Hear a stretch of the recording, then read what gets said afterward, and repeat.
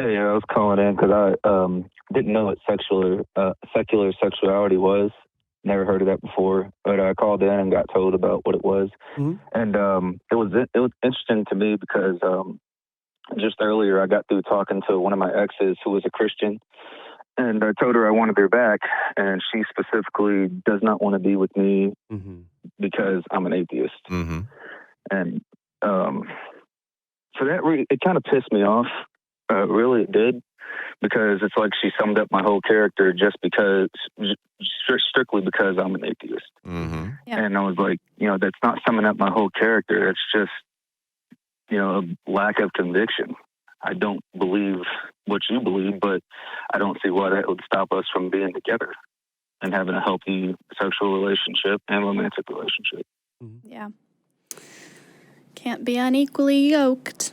That's the phrase I grew up hearing. That's the Christian standpoint. So I guess what I am curious from y'all is, in my mind, that makes all the sense in the world. That a relationship that is different on this very fundamental, basic question is going to be fraught with tension and some complications. And I don't know that at this stage in my life that I would be interested in or attracted to somebody who believed something that I felt was so damaging to the world and so destructive. And I can also see the flip side of not wanting to fall in love with somebody if it meant eternal damnation. If you sincerely believe that, then that makes sense to me.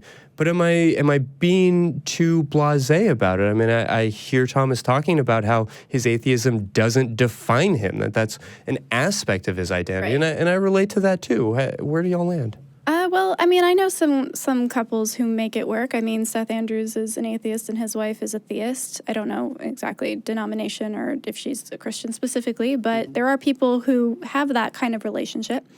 But unfortunately, and this is something I have had experience with as a Christian back in the day, to imagine somebody that you love being, in hell forever is a terrifying, awful, awful thing.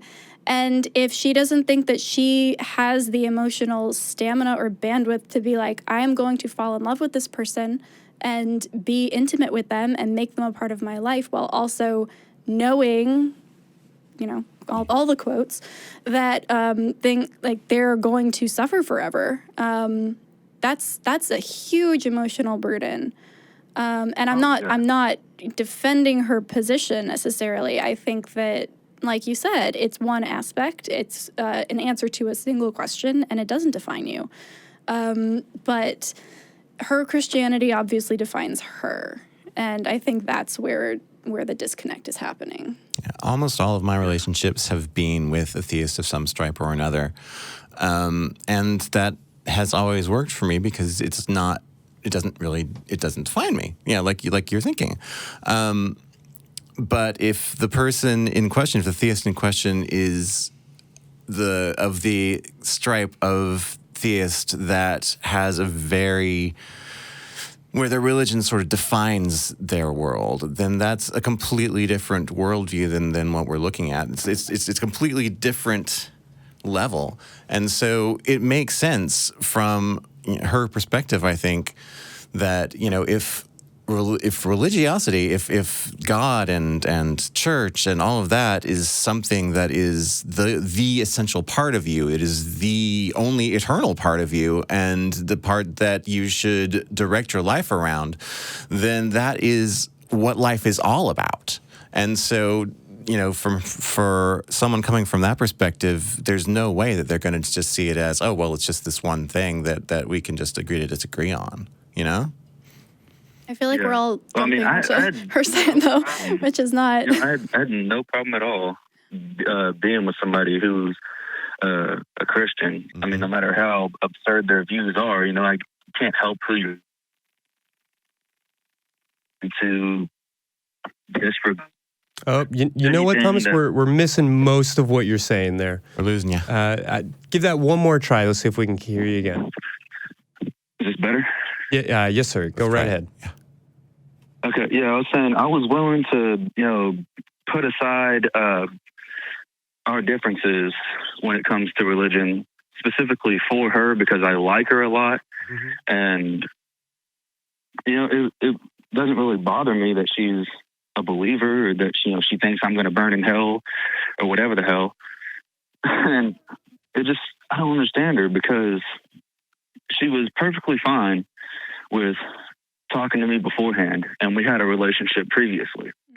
And then when I told her I was an atheist and I wasn't interested in joining her Facebook Live to worship whatever she was doing, her whole attitude changed towards me.